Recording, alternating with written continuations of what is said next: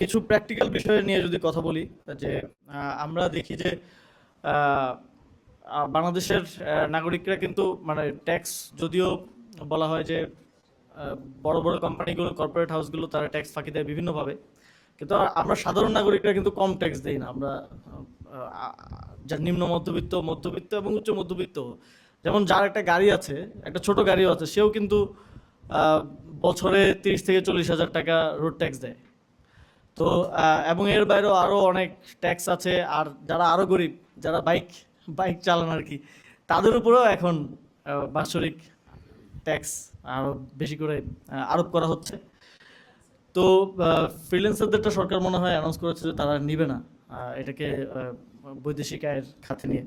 তো এই যে রোড ট্যাক্স আমরা দিই, আমরা রোড ট্যাক্স তো দিই রোডে যে আমরা চলাচল করি সেটার জন্য, রোডটা যেন ভালো হয় এবং আরো স্মুথলি আমরা চলাচল করতে পারি, আমাদের ট্রাফিক জ্যামের জ্যাম যেন কমে আসে।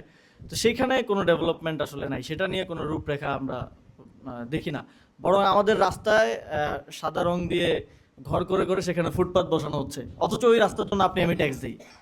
তো এই অভিনব আইডিয়া দিয়ে সরকার আসলে তারা পরিচালনা করার চেষ্টা করছেন।